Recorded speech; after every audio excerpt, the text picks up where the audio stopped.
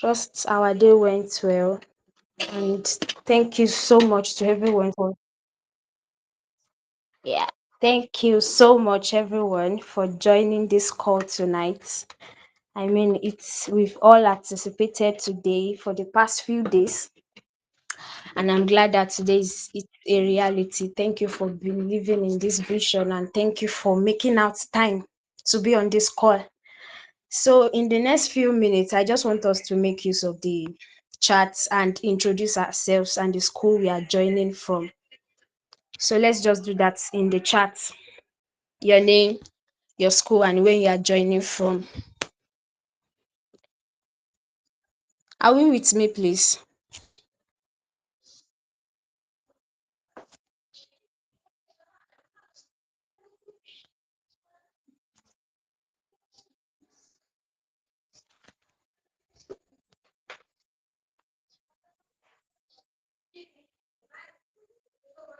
So I said I would love to hear from us, our name and where we are joining from. So you can just make use of the chat box so we can welcome you properly to the call before you start.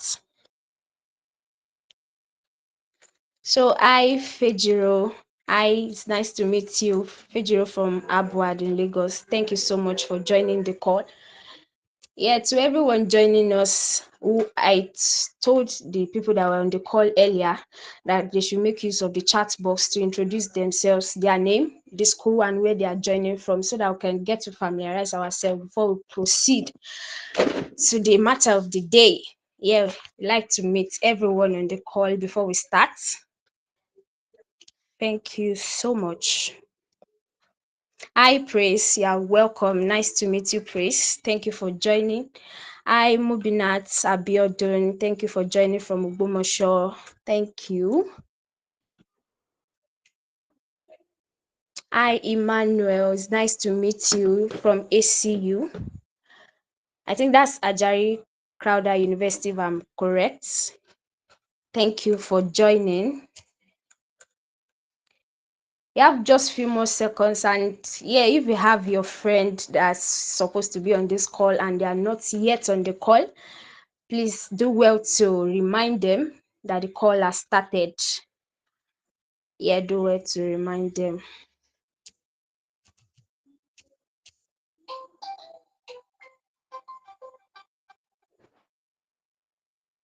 Hello, hello, hello, hello.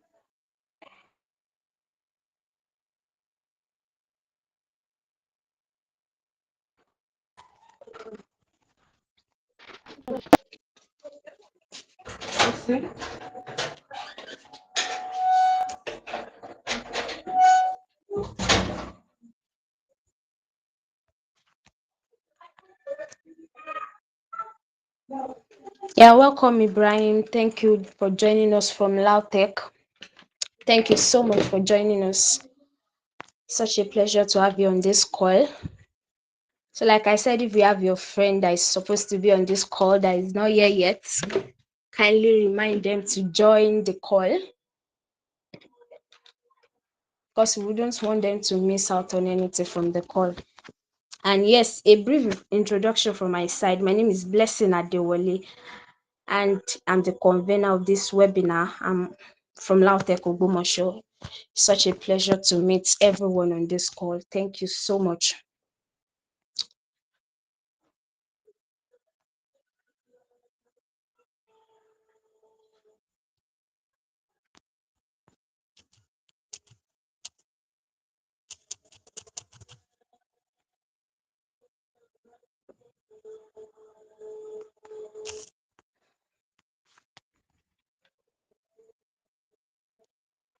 So, welcome everyone on the call.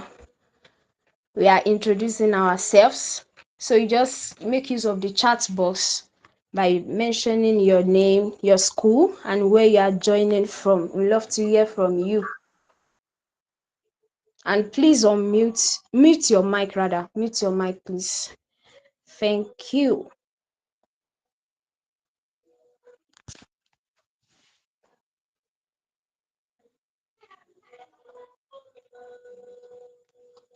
So I'm looking forward to hearing from us. let's make use of the chat box. Or probably since we are not much on the call, let's just make use of the. You can just unmute your mic once I call your name, since we are not yet much on the call. So hi Fejiro, I know you already introduced yourself in the chat box, but we love to hear from you, so you can unmute your mic.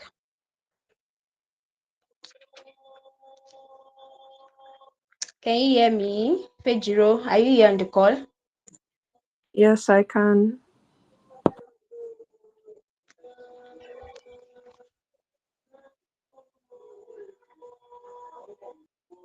I can hear you, ma. Yeah, so yeah, thank you for joining. You can introduce yourself. Hi, good evening, everyone. My name is Fejuro. Good I'm evening. a 300 level student, law student in Abuad, and I stay in Lagos. Okay, thank you so much for joining. Can you share one fun fact about you and why you are joining the call tonight? I'm a bookworm, and I was actually invited by a friend to join.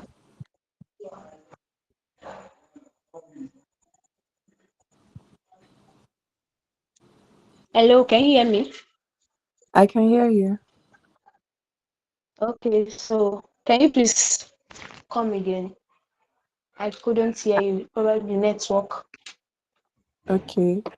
I'm a bookworm, and I was actually invited by a friend to join. Oh, thank you so much. And yeah, shout out to your friend for inviting you to join the call. Thank you so much for joining, Fijiro.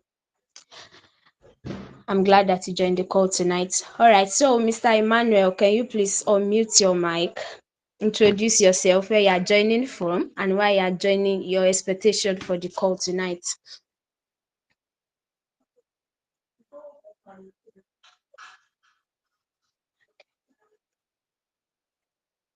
Mr. Emmanuel Adeleye. Yeah, Okay, good evening, ma. My name is good evening, Adebisi, man. sir. My name is Adebisi, All man. right. Okay, Yes, I'm with level you. student, 200 level student, electrical electronics engineering from Okay. Ajayi Kada University. Okay, so I'm just curious what's actually happening beyond the logbook. So that was the reason why I Mm, joined the meeting. So all right. that's it. All right. Thank you so much. Thank you for joining.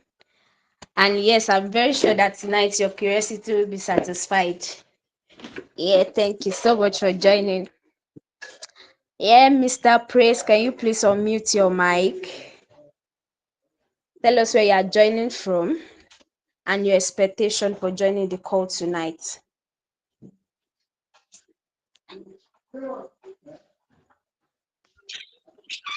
All right, so my name is Wansuka Praise Tochukwu. I'm calling from Lautech, Bomosho. I'm a foreign level student of Chemical Engineering Department. And I want to just know the reason, because I'm curious about the team beyond the logbook. So I just want to know what's just the reason for that kind of team. All right. Thank you so much. I think we have quite a number of persons that are curious about why the team beyond the logbook. Don't worry, I'll be sharing about that shortly. So I think I'll be taking just few more introductions before we start properly. So Mr. Debi, can you please unmute your mic? Tell us your name, where you are joining from, and your expectations for tonight's call. Okay, Success Adebi, and I'm a pure and applied chemistry student of Ladoke Aketola University of Technology, and I'm joining because I'm really inquisitive to learn more about the film, which is beyond the logbook. So I'm so curious about what is beyond the logbook, and I'm Mm, all right. I mean, I think we have a lot of curious people in the call tonight. Yeah, so thank you so much for joining. Just like I said, I'm going to just answer that. Give us a brief, just a tip, like an appetizer. So I think we are going with one more person. So I, Rafiat, good evening. Can you please introduce yourself, your name, where you are joining from, and your expectation for tonight's call?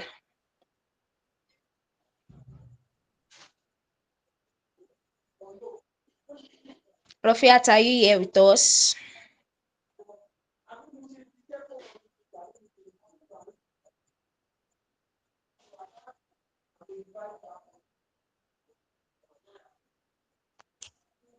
Okay, since she's not here, all right, let me call another person. Hi, Mr. Felix. Can you please unmute your mic, introduce yourself, your school and where you are joining from, and your expectation for tonight's webinar? All right. Good evening, Can ma. you Good please? evening, everyone. Good My name is evening. Felix, and I am a student of Lautech, and I'm joining from Ogbomoso. Also, I want to learn about IT and particularly about the topic. I want to know what is beyond the logbook.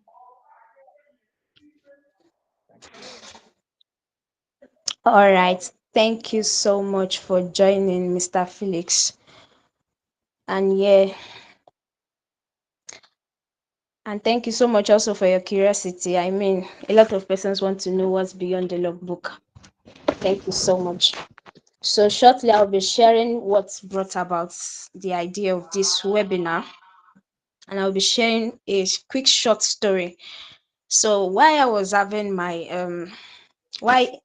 Fondra level seeking for my where I was going to have my industrial training, there were a lot of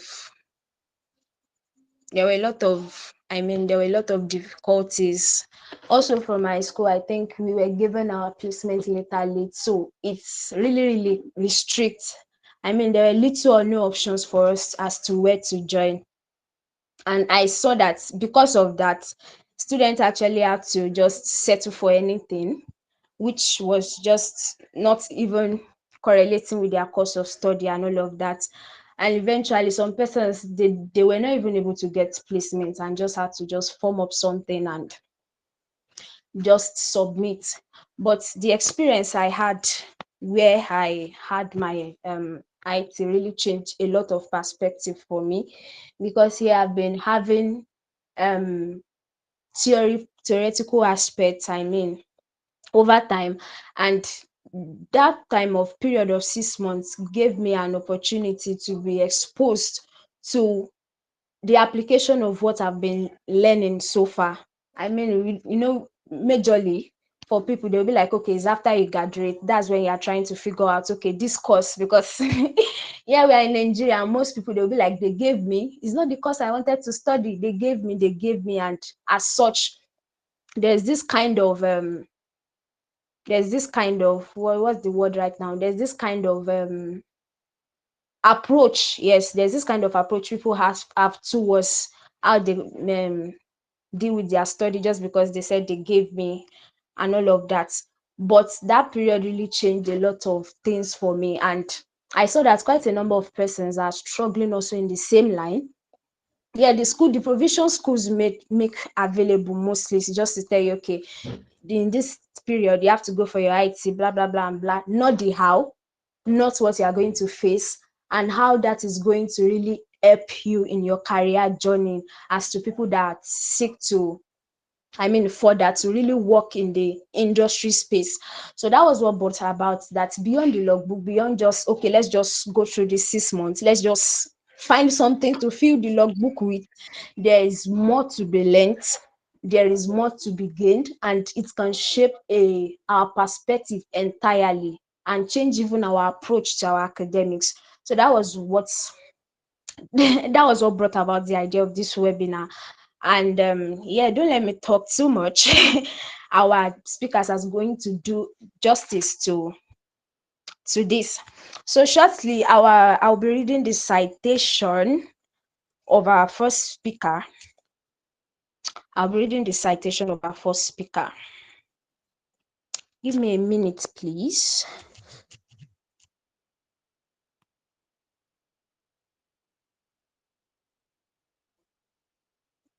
Okay.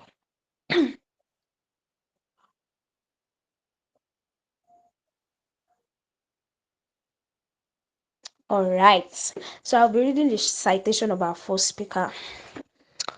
Princess Bamigweye is a mechatronics engineer, embedded system specialist, and one of the most influential young voices shaping practical hardware engineering in Nigeria today. With a bachelor's degree in mechatronics engineering from Afe Babalola University, she has built a strong reputation for translating complex engineering theory into real working systems. Our work spans embedded system, IoTs, and Industry 5.0 technologies with hands-on experience developing intelligent hardware solutions, from IoT-based farmland monitoring system to automation prototypes. Professionally, Princess has held several strategic, technical, and leadership roles that set her apart early in her career. She currently serves as the technical assistant to the Chief Technology Officer at Intel Box Solutions, where she contributes directly to advanced embedded system projects, hardware design, and large-scale engineering initiatives.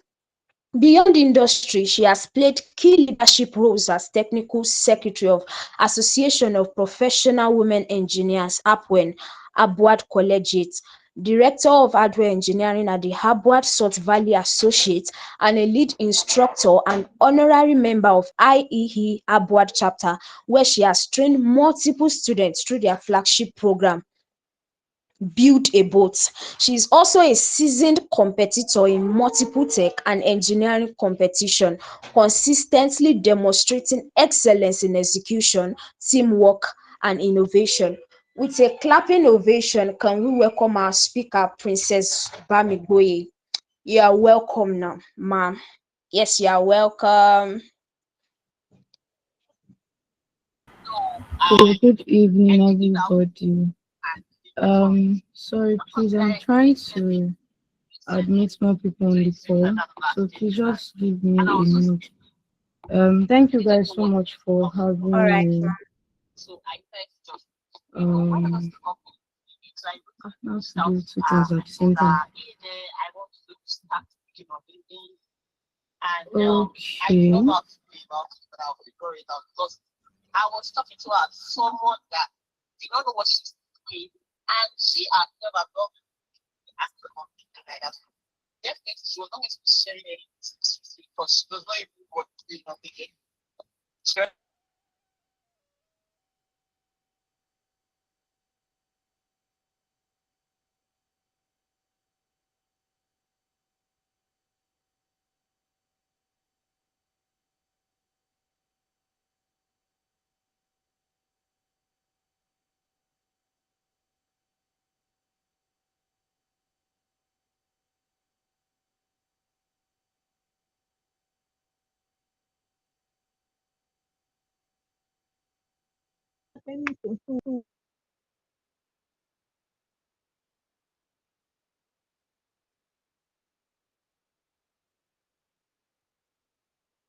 Okay, good evening, everybody. Please confirm that you can hear me.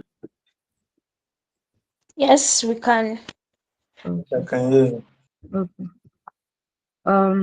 Good evening, everybody. Thank you very much for having me. Thank you, Victor. So thank you very much, everybody, for having me, and thank you, Blessing, for coming up with this initiative.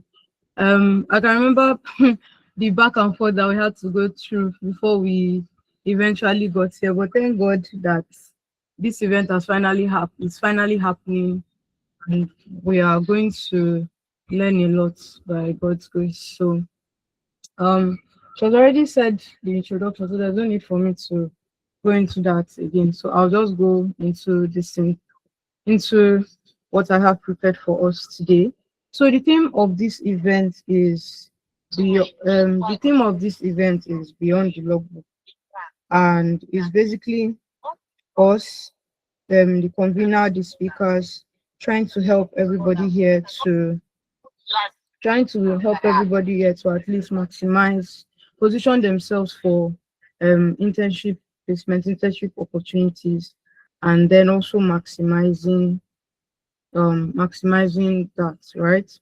So the reason why this initiative is actually one that I hold very dear is because I understand how much internships has helped me.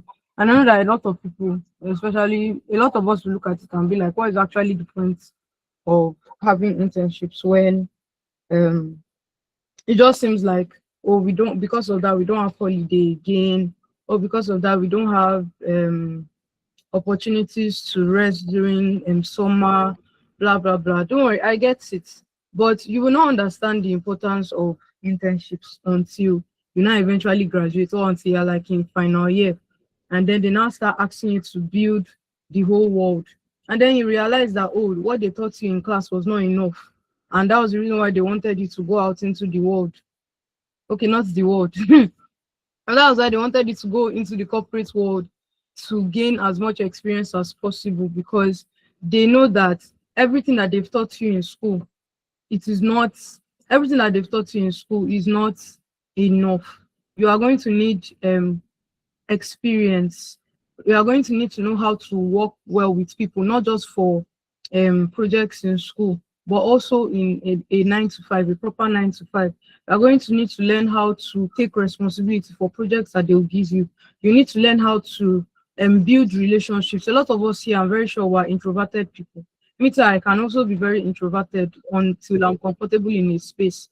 But then internships will actually help you to grow and to see that, oh, even if somebody is not your friend, even if somebody is not even if somebody is not necessarily your friend, or somebody is not a person that you can be talking to at your workplace, that you can be talking to every single day, at least you know that you have built long-lasting relationships that by the time you graduate, or even before you graduate, if you see the impact and the importance of all those things. So yeah, that is my short TED talk before I start. So I'll start with this. What are internships? What are internships? Um, all of us, we've been hearing a lot of it. Oh, internships. What are internships? Internships is basically a set out period of time that that schools give. Most times not schools, but you can also take them up yourself. Schools give and make mandatory. Companies also invite people to do, just to gain hands-on experience in the workforce, essentially, whether it's a conventional 9 to 5, whether it is remote work, whatever. But in Nigeria, especially now that we're engineers, most of it is going to be on site. So internships are basically that's a set out times of period for you to gain hands-on experience working at a company, so that you can groom yourself and be ready for the corporate world before you graduate, before or after you graduate. So yeah, that's what internships are. So why are they important? They're important because, as I mentioned earlier, some of us, if not for internships, some of us will not know how companies run. Some of us may not even meet. There are so many people that sorry, I'm going to make reference to God a lot, right? There are so many people that in our life, in our destiny, in our purpose are very essential to our journeys. And you may not get the opportunity to meet them because if now, let's say, well, I feel majority of us on this call are undergraduates. If now we say that, okay, my life as an undergraduate is just class, cafeteria, hostel. For those of us that go to church, then church also. So class, cafeteria, hostel, church, class, cafeteria, hostel, church, for 4 5 years that you are going to spend in school.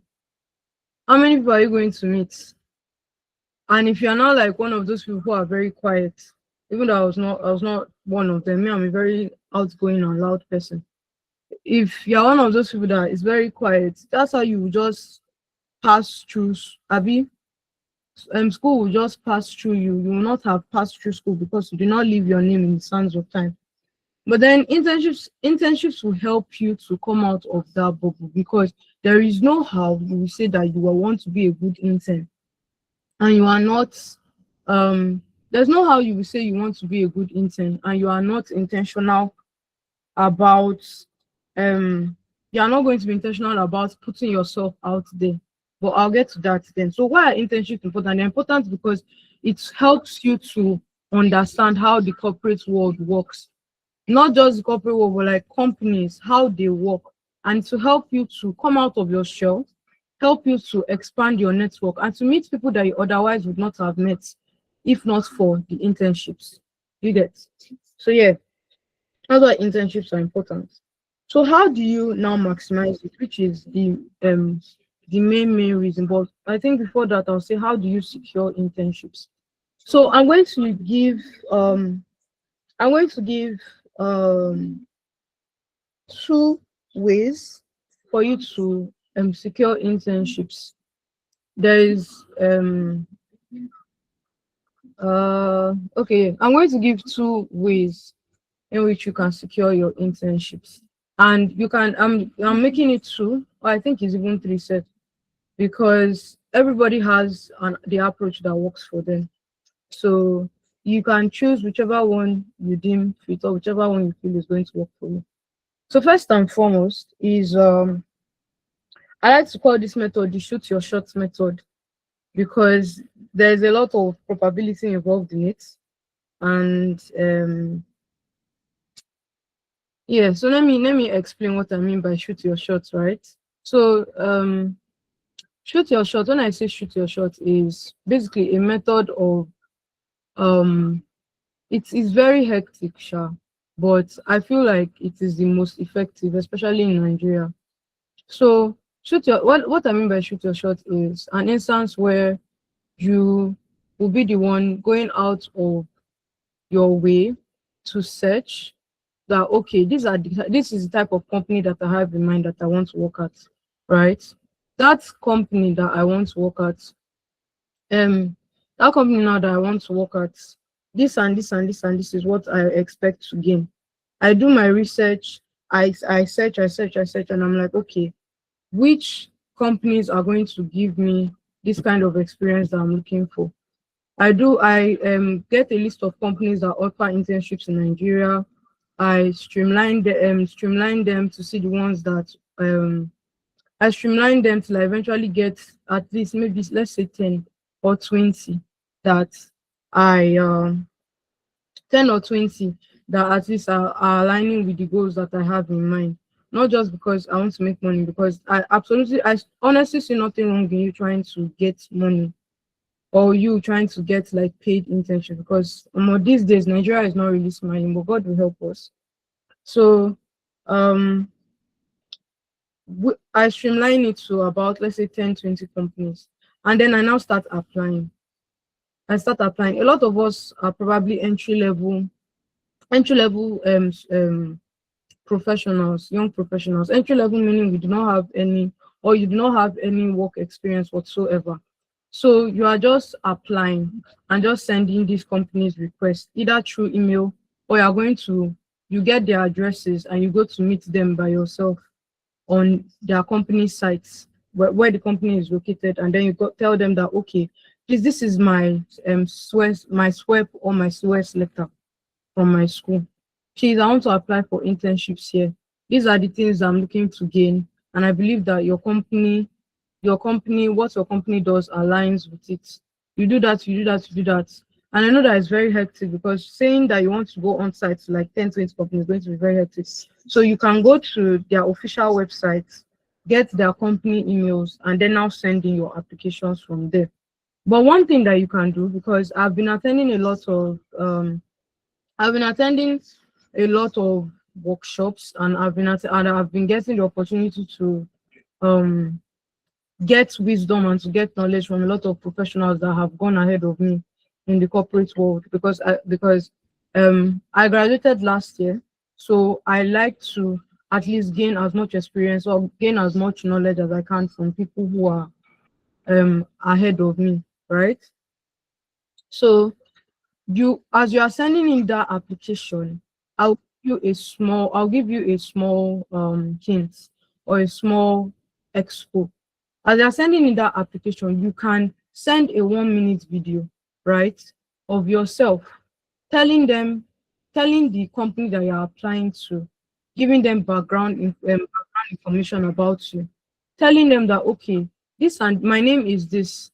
I am pursuing a bachelor's degree in this in so and so course, and this is what I've gone through your company profile. I have seen what your company does, and I want to contribute to it. From that video, you can now tell them practical ways, 1, 2, or 3 ways that you would actually love to contribute to either a project they are working on or a vision that they have as a company, as a company as a whole. Once they see that, I promise you, there is no company that will see somebody who is positioning themselves as a solution provider or positioning themselves as somebody is going to who is going to help their company to grow, and they will not accept you. But don't make it too long. Make it like, let's say 60, 90 seconds is okay, is enough. So you can do that, and then it will serve as a way for you to stand out, like as you are sending in that application, as you're sending that SIWES letter. If you have a CV, if you have a track record, probably projects that you've worked on personally, or projects or initiatives that you've been part of in school, you will send it to that and you send them that video. There is no way they will not want to accept you as they will not even see you as just an intern. They will see you as an asset to their company. And then when they are treating other people like, oh, they are just here to just eat our time, or they are just here as this thing, they will respect you more because you have shown them practical ways that you can be an active contributor to the vision of that company. So that's one. Then another way is personal branding, but I think I'll go into that towards the end. Another way is personal branding. Personal branding, as per you are building in public and you have like a digital portfolio, that okay, you are somebody who has been building online, probably on LinkedIn or on X, but most times the best place for you to build is LinkedIn. You have a track record and you have been building on either LinkedIn, Instagram, X, whatever, for a long period of time. And I strongly advise people that whenever you're sending in your portfolio, your resume, your CV, make sure there's a difference between resume and CV, but I can't really remember it now, but you can go and do the research later. So whenever you are whenever you are sending in your CV, always make sure that, especially for those of us who have been building on LinkedIn or building in public for a while, and I'll go into personal branding towards the end of this talk. Whenever you are doing that, just make sure that by all means you add your LinkedIn profile, because when people go through what you have done or that you are doing on LinkedIn, they will respect you more, as I said, and see you as an asset. So another way, which is probably more of like a long game kind of thing, is building your personal brand on LinkedIn. But I'll go into that, as I said, I'll go into that at the end. So now, how do you maximize your internship? How do you maximize your internship opportunities? I hope you are all following, Cha. Please just react so that I'll know that I'm not talking to myself. Okay. Okay. So how do you maximize your okay, thank you guys. So how do you maximize your internship opportunities? I mean your internship placements. Yeah, how do you maximize it? So now this is the scenario where okay, you have shot your shots, you've gotten callbacks, you've done the interviews, you've passed, now you're a hot cake. And because you're a hot cake now, you already have like 5 or 3 companies that you can choose from at your fingertips. Then you now eventually make your decision, and you have you now made your decision, and then you've now decided that okay, this is the company that I want to now do my internship at. So you have now started your internship. How do you maximize it, right?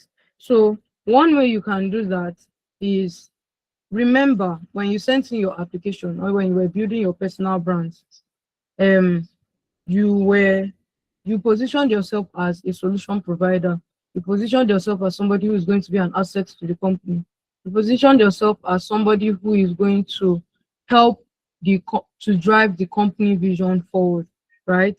So One way you can maximize that internship now that you've gotten is to be actively involved in tasks in the company. So let's assume now, let's say the company is like my own the company now that I'm working at. The company now that I'm working at, and um they have like one or two events, annual events that goes on during the course of the year that they like to I'm so sorry. They shall have one or two active projects or active events that they like to do during the course of the year, right? So one way you can maximize it is that, okay, even if they don't ask you, even if they don't tell you, even if they don't present it to you, right?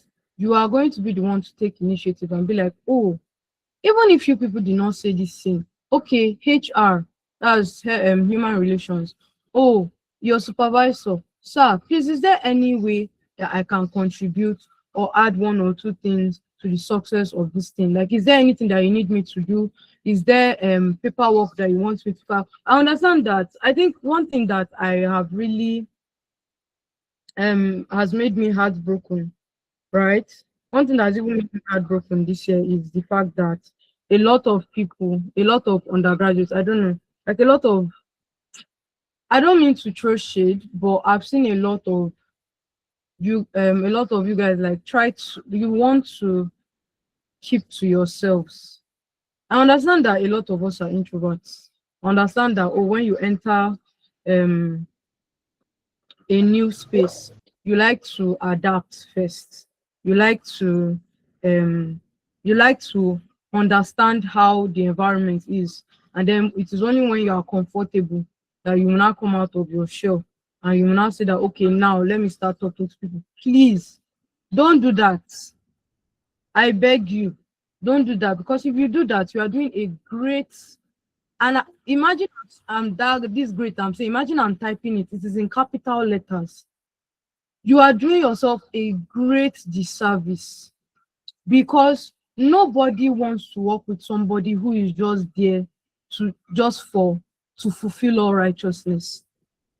Even in my community now, your favorite engineer that I met Blessing through your favorite engineer through LinkedIn, and then from LinkedIn she joined the community, and then from the community she now reached out to me and she wanted me to be a speaker. Even if you are somebody who is not active on the community, and this community is mostly online, if there's somebody who is not active on the community, if you come to meet me in my DM, I will answer you, because I'm the community admin, I'm the community head, right?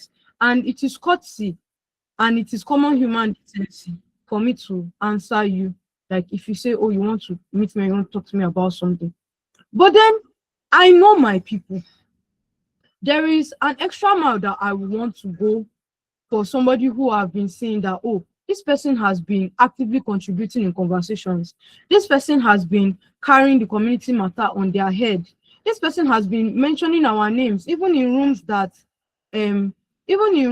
we could not even gain access to.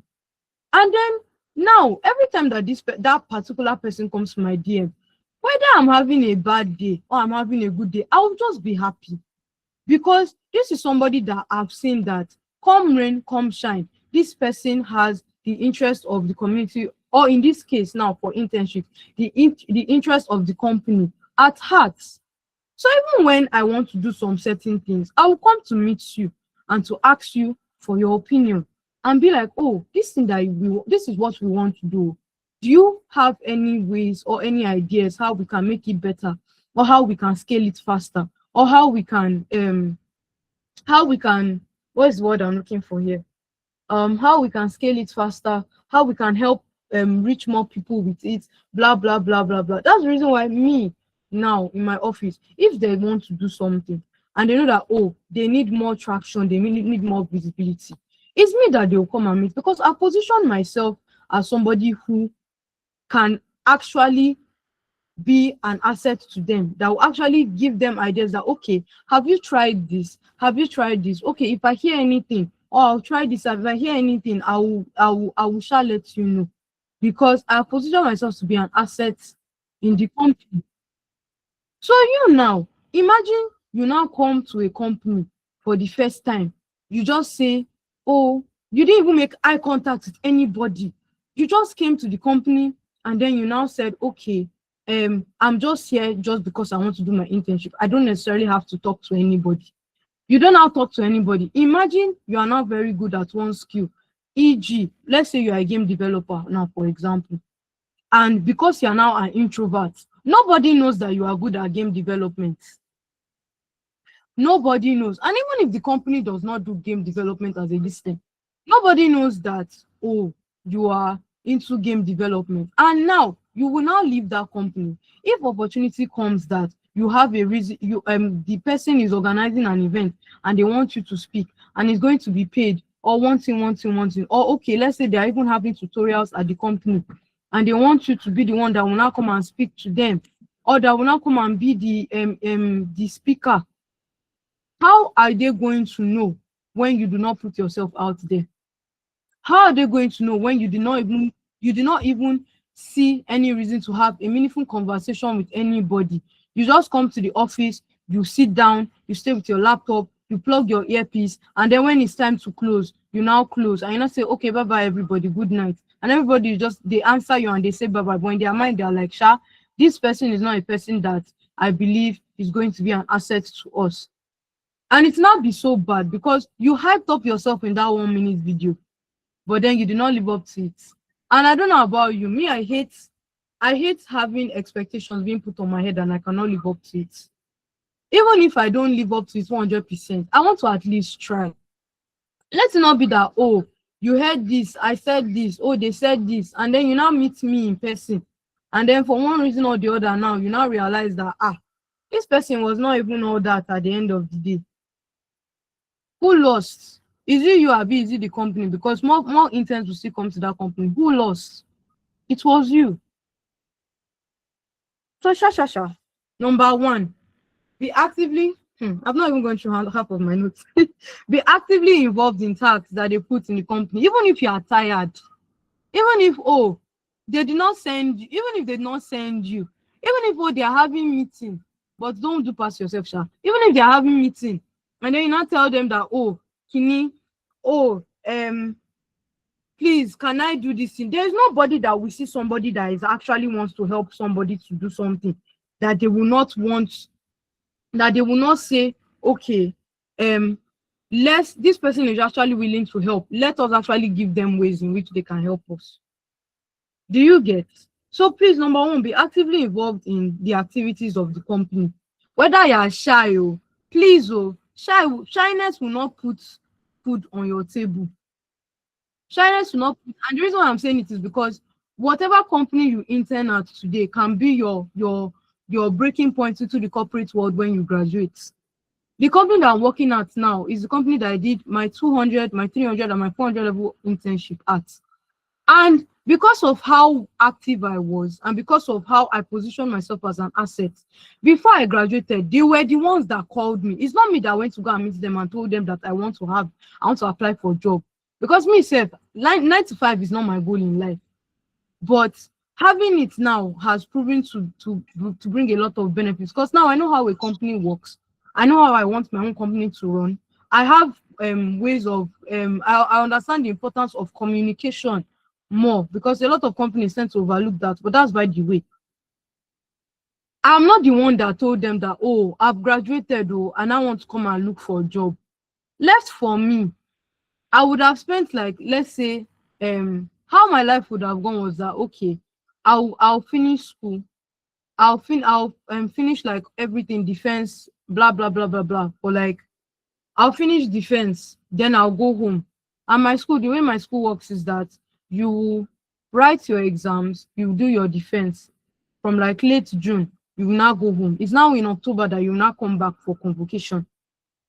That's how my own school works. So my own plan was that during that time that I'm waiting for convocation, I'll be building my own community/company.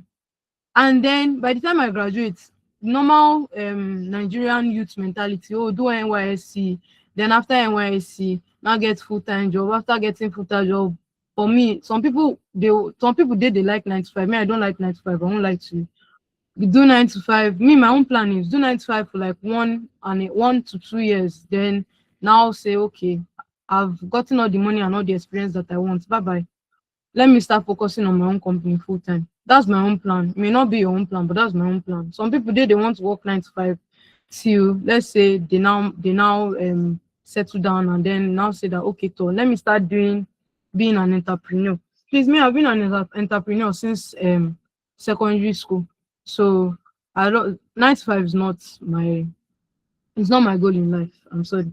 So when you position yourself, bear it in mind that every company that you are interning at today can be your entry point into the corporate world tomorrow.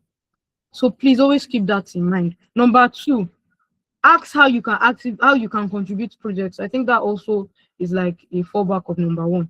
Ask that, okay, this is the project. Like now, my own company, the company I work at, we have this legacy project called BattleBots. BattleBots has been going on for, I don't even want to say how many years now. But every intern that comes to this company has to be actively involved in that thing. Unless you are just lazy or you just want to keep to yourself. But there is no how you say that you want to intern at this company. And even if you have your own projects on the side, there is no how you will not be actively involved in this BattleBots project. So how can you, it is not enough for you to say that, okay, you now want to just intern there. Make sure that you are actively involved in these things, because you do not know where the relationship that you make today is going to take you to tomorrow. You do not know who is going to be relevant in your making it tomorrow. That, oh, in the rooms that you don't even have access to, so and so person is thinking about you, that, oh, this person can do this. And then because they know you, they will now mention your name. So and then working on those projects with these people will help you to build relationships with them. When I say build relationships, I'm not saying they have to be your friend, because me Kuma, I don't even believe in having friends in the office, because corporate world, as much as it's very beautiful, they can be very wicked. Like, people can be very, very wicked, and they can go behind your back and they will now bite you. Me, I don't believe in having friends in the office. I can tell you with my full chest, in this office that I'm working in, I only have one friend. I'm jovial and cordial with everybody, but I only have one friend. How many are we in the company? Minus interns. Well, I only have one friend. Like, you don't have to be friends with these people, but you just have to have a good, thank you, Ebube. You just have to have a good working relationship with them, because it's not everybody that everybody has worked with today that is their friend, or it's not everybody that you work with that will be your friend. Me, all my friends today, most of my friends today, if not for the ones that I met on LinkedIn, most of my friends, I've not had the opportunity to work with them aside, like, oh, since we graduated, I've not had the opportunity.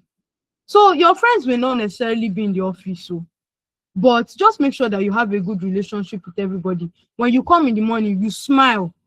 Don't be boning face. Don't be doing like even if you just woke up, don't be boning face. Smile.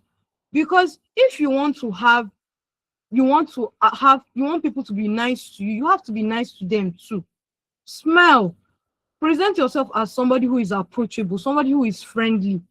And then these people will automatically start to gravitate around you, and they will now want to work with you. And when they work with you and they see that, oh, this person is not just all hype, they are an actual asset, they're actually good at what they do, they want to work with you more and more and more. And like that, you continue.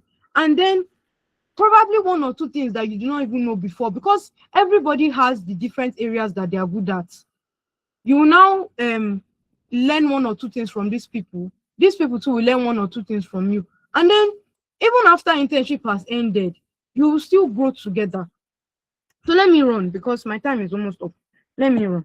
So I think another point I put down, even if you're an introvert, try to have conversations with people in the office. Me, I'm a very extroverted person by nature, but if you see me in the office,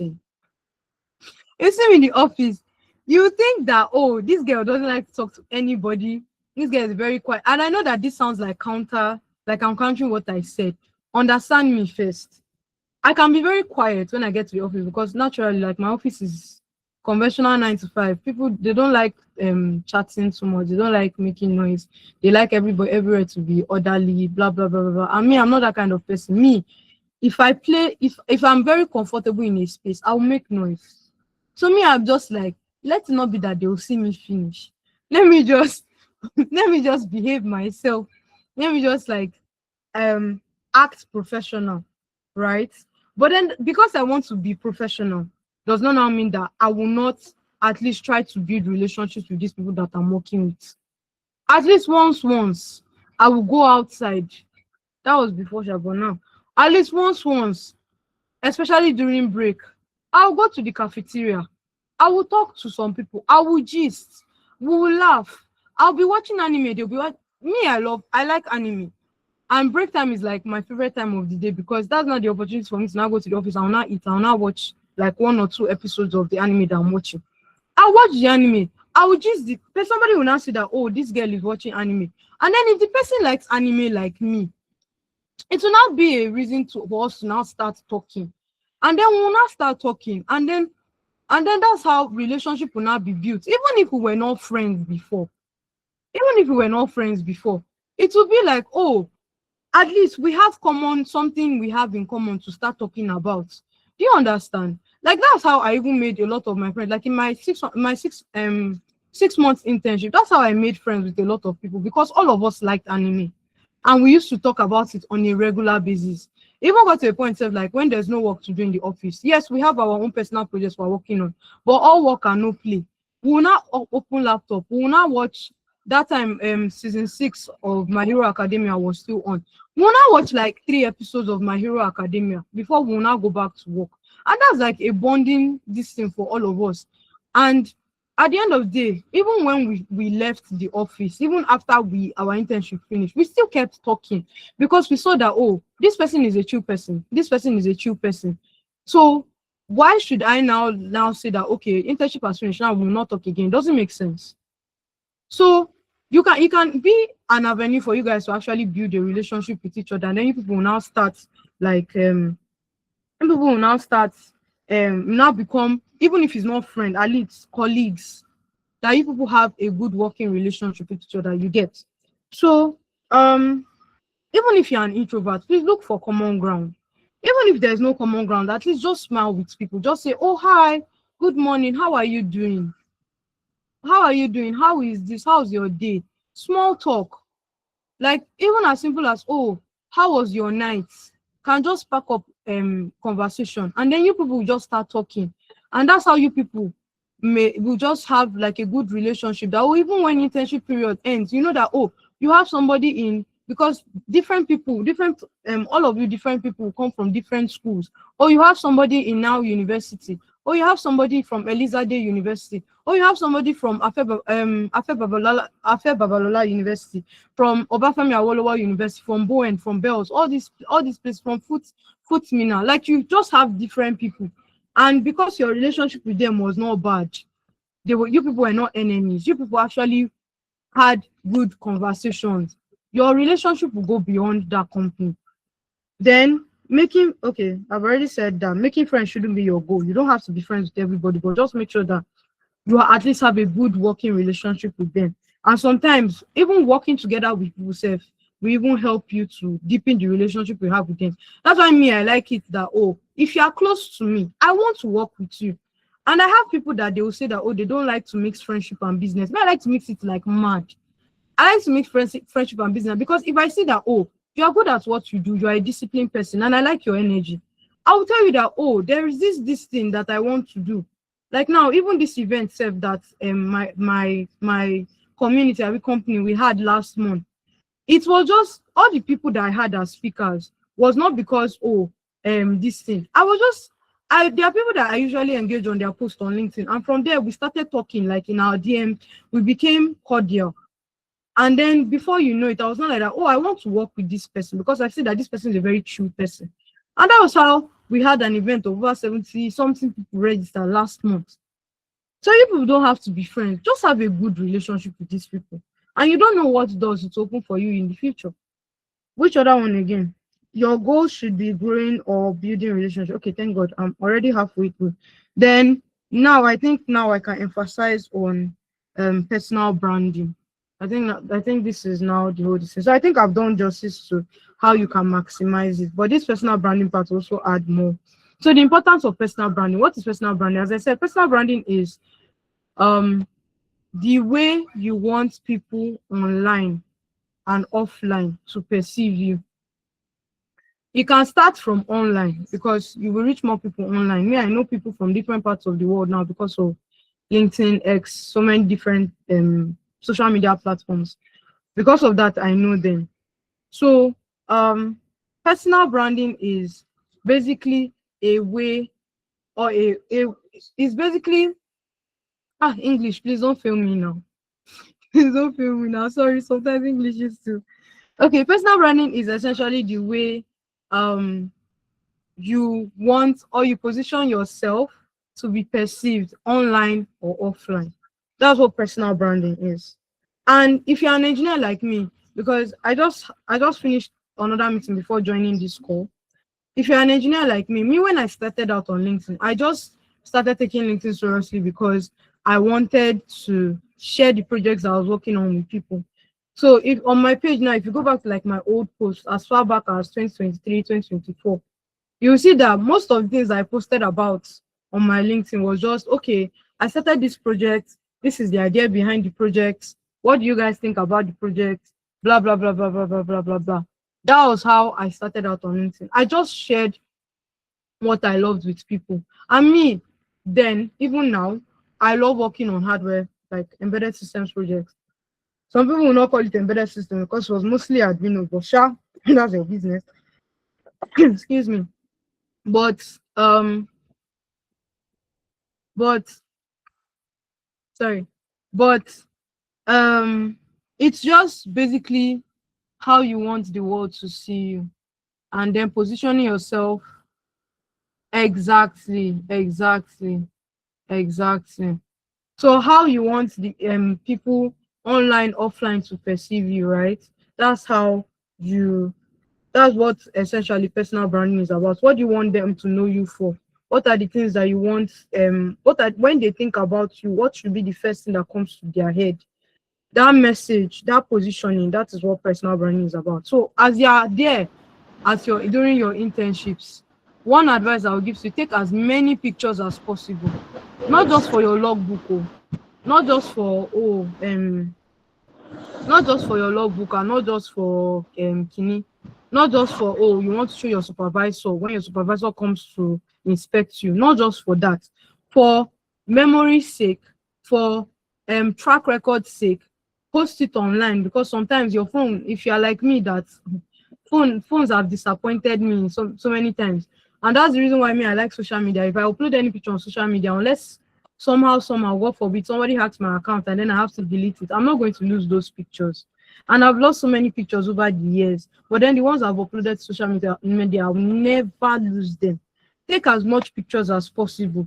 Post about your work. In my 6 months IT, I met this guy who was also into embedded systems, and he was better than me. I held him by his trouser and I said that everything you know, you must teach me. Everything you know, I must learn it from you. Blah, blah, blah, blah, blah, and all of that. So you just make sure that you are posting about your work. You are taking pictures. It is your work. Take pride in it and share it with the public. Even if you post it the first time, you have only 5 likes. It's not about the likes. It's about building a track record for yourself. There are people who you will meet as they are posting that thing, that if you did not post about, you would not have met them. If I did not post on LinkedIn, I know the number of people that I would not have met today, and number of friends that I would probably not have met either. Even blessings, I don't even think I would even be speaking on this call if I was not building in public on LinkedIn. So connect with people. The people that you're now doing your internship with, connect with them, even outside your work. Okay, you have a LinkedIn account. I have a LinkedIn account. Let's connect. Oh, you're active on X. I'm active on X too. Let's connect on X. Oh, you're active on IG. Let's meet there. Oh, you're active on TikTok too. Let's connect there. Let me follow you. I'll follow you back.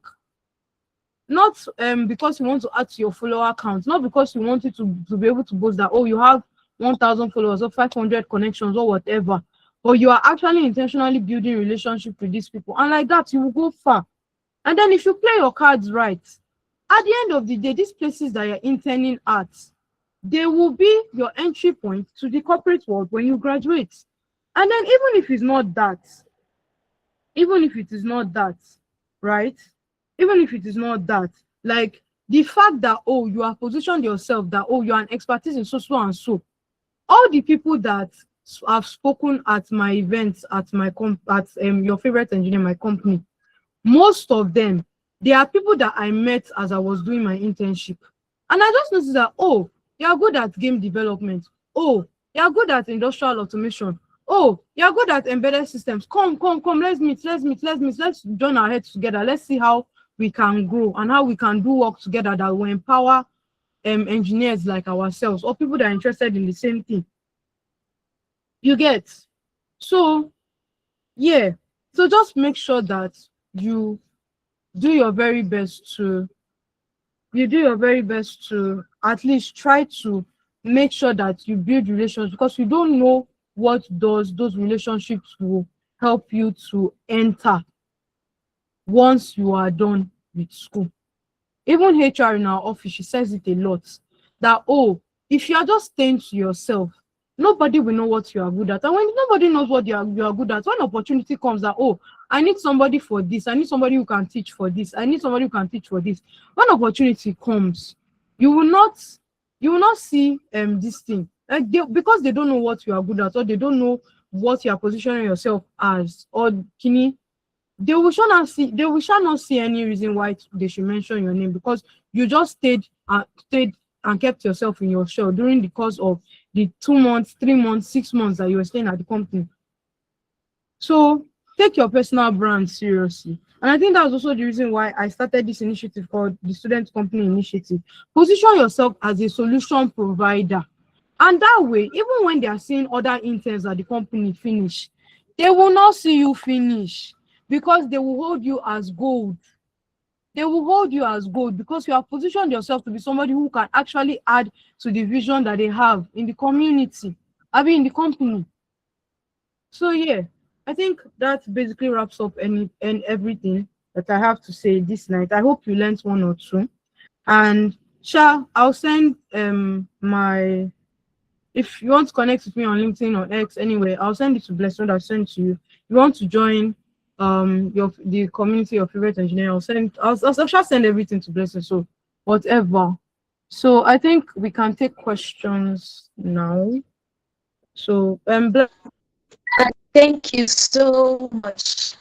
I mean, I have learned a lot myself, and really, this is a very, very good opportunity for students going on their heights. I didn't have this this much wealth of knowledge during my time, and yeah, thank you so much for the value, Princess. Thank you so much. I mean, some of the points that stood out for me was the part of the personal branding and the fact that you have to learn how to build relationship. I mean, everybody wants to keep to themselves this day. You have to break out of that introvertedness. Yes, it does not pay, to be honest. And yeah, personal branding and the part of pictures. You know, one thing with me is initially I don't like taking pictures, but over time I learned that pictures are how we live moments. There are evidences that, okay, I've worked with this person before, I've had this experience before. You know, there are some applications that you make that they will ask you to like include pictures. Probably you said you have carried out maybe an outreach program or a certain event, they will be like, include the pictures.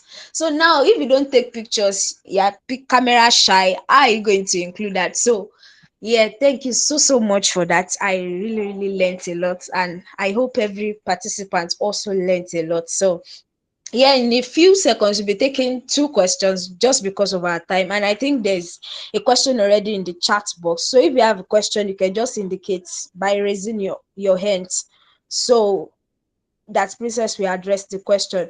Yeah, so the first question, Princess, is from Usaman Mohammed Lawan.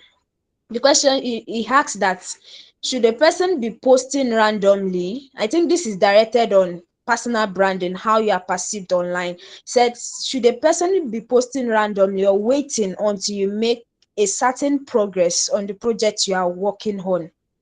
So that's the question, Princess. Okay, that's a very good question, because at the end of the day, like, if you do not, if the purpose of a thing is not known, like, abuse is inevitable. So that's a very good question. To answer, I will say that um I will say that if I'll say no, because I'm not saying you should post randomly. I'm saying you should post with intention, right? I feel like when you say randomly, you mean just post anything and everything. No, because at the end of the day, you are trying to build a brand, right? And that brand is a way you want them to perceive you.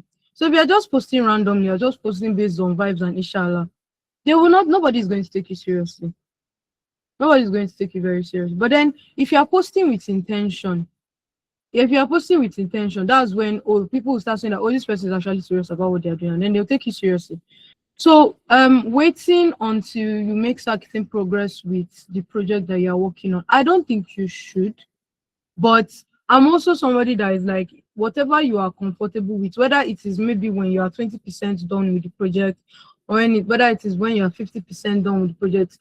You know, one thing about personal branding is that it makes people to trust you more. And when you're building in public, it will even increase the credibility. Okay, think of it this way. When you post more, people see you more. When people see you more, they tend to trust you more. When they trust you more, your credibility increases, right? And when you are carrying people along with the in the project that you are giving them, I feel like if you have a project in mind, you are very serious about it, and you're like, oh, you want to start a project, and you're not just saying you want to start with mouth. You have your bill of materials, you have you've already procured or bought your components, you already have everything on ground, and you want to start. You now tell them that, okay, hi guys, my name is so and so, I want to start building this project. I'm going to carry you people along. So as I'm carrying people along, please just stay tuned for updates. Just stay tuned for updates, and let it be that, okay, um as I am making progress with this project, I'll constantly be updating you guys, and so you guys know that, okay, this is how far I've gone with this, these are the problems that I face. And you know the thing, you know what it will actually help you to you know what it will actually help you do, because you are now carrying these people along. They'll feel like, oh, I know this person. So anywhere you say that, okay, if tomorrow now you say that, okay, now I want to organize a workshop for people, they'll be like, oh, I remember that time that this person was doing this project, and they explained it so well that even somebody who is probably not even into engineering that they are into, if they now come, they will now see that, oh, this person knows what they are doing, this person explained it well, this person told us that, oh, when I was working on so and so project, this was the problem I faced, blah blah blah. So I don't think it's when you make certain progress. If you are comfortable with that, no problem. My own is just make sure that you carry your audience along. And me now, there was a project that my boss gave me last year. I didn't start posting about it until I actually started procured the components, and then I started testing everything, and I was already, I think, 40% or 30% into the project before I now started posting about it online. So whatever you are comfortable with, whether it is, oh, you want to start it and you're serious, and you will, as you say, you want to start, you follow it through. If that is what you are going to do, if that's what you are comfortable with, do it, but just make sure that you're carrying your audience along. I think that answers your question. So should I just, bless you, should I All just right. take the Thank you. question so that it should not be like Oh going back yeah, and forth? Okay. the second So, question, right? mm, Yes. So in just few minutes. Thank you. okay. So, Miriam says, thank you for the training, that she's into biochemistry, and she's looking for where she can do her internship, either in food industries or pharmaceutical industries or laboratories. And she's also into AI automation, in which she's building her personal. So what exactly is your question? Okay, is it about the places that you can get internship? I'll do research and I'll get back to you, because I have a list of companies for internships, but I don't think I have anyone's for food productions or pharmaceutical this thing. I'll do research, I'll send it to Blessing and then she'll send it to you. So I hope that's fine. Just relax that. Yeah. Yeah, Then thank you so much, Princess. okay. Then the last one she said is that she has been trying to reach out to some companies and some responded and she gets that she has to pay for the training. Well, there are some companies that you have to pay. Okay, there are for internships, right? Like there are three types of companies that you will find. If I'm being realistic with you, there are companies that you will meet that you do not have to pay anything, but they are not going to pay you. You don't have to pay anything to intern at those companies, but they are not going to pay you shishi. And in this economy, me, I don't know. I don't know. Me, I did it. All my internship did not pay me, sha. But me, I was comfortable with it because me, I knew what I was looking for. So you now, you may not be looking for this kind of thing. And Kini, you may not be looking for those. You may not be looking for companies that will not pay. So I don't know. There are companies that you don't have to pay, but they will not pay you. There are companies that they will actually pay you, even if it's as small as 15,000 naira. Like they'll pay you. And me, in this Kini, even if 15,000 naira is not enough for transport for 2 weeks, it's still something. Some companies, some very good companies, they'll pay their interns 100K. So it depends. Then there are companies that you will have to pay to intern there. Companies like Rain, companies like I don't know which other ones. There are some companies in Lagos, I think NIIT, you have to pay them. There are different ones, but sha, if you do not want to pay them, you can still do more research. I'll also do research on my end, and then if I find any, I'll just send it to you. Also, I think helping me to know where you are based will also help, so that if you're not willing to actually travel and then do internship is on another state, because I know that not everybody is comfortable with that, so you can also help me with your location. And then now let's this thing. Yeah, and then I think David has also suggested that Fitson Healthcare is a pharmaceutical company in Lagos that you can do your internship at. So yeah, so if you are willing to go to Lagos, no problem. But if I see anyone, so you said they are in Akure, if I see anyone, so I'll do my research and I'll send it to Bless so that she'll send it to you. Then as for my social media handles and contacts, I'll send it to Blessing and she'll forward it to the group after the event. So I think that is that. Yeah, thank you so, so much. Can we appreciate our speaker for this many values that she has shared tonight? Thank you so, so much. Now, without wasting our time, I would like to bring up the second speaker and I will be reading his citation shortly. All right. Peter Ojo is a recent computer science graduate of Ladoke Akintola University of Technology, a software engineer and a researcher focused on the intersection of artificial intelligence and healthcare. His work spans software development and applied research, with an emphasis on building practical, impact-driven technology solutions. He is a Millennium Fellowship alumnus and a United Nations Academic Impact Emerging Technologist, reflecting his engagement in leadership development and technology for social good. Peter is also the co-organizer of Flutter Ogbomoso, where he supports developers' growth through community building, technical learning, and peer mentorship. Peter's professional journey has been shaped by proactive networking and intentional outreach. He is committed to knowledge sharing and mentorship, with a strong interest in helping students and early career professionals navigate opportunity discovery, career positioning, and long-term growth in technology-driven fields. With a clapping ovation, let us welcome Mr. Peter Ojo. Yeah, you're welcome, sir. You can have the floor. Oh, sorry. Thank you very much. I really appreciate it. Can you all hear me? If you can hear me, probably you can just give a thumbs Yes, up. yes, Okay. yes, I can. Okay, so give me 1 second to share my screen. While I do that, how will I say it now? I know that we're all young people, and so probably you've been staying more like say probably you're standing or be sitting at a point. So you can just stand and then just stretch a bit. So as to just do something. Mm,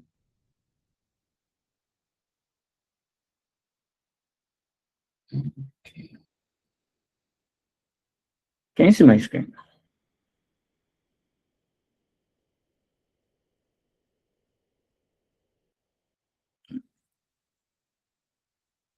Sorry, can you just give thumbs up if you can see my screen? Oh, okay, okay, that's nice. Thank you. So, basically, I would say that like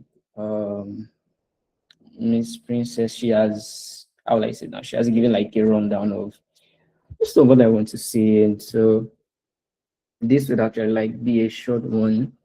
I'll just mostly be talking from my experience because I think in retrospect there are a lot of things that like if I look back, I'm just like, yeah, I should have done this better. So to say, I should have approached it like from this perspective. But I think it's easier sharing your experience when you know you yourself you've actually like learned from your mistakes, so to say.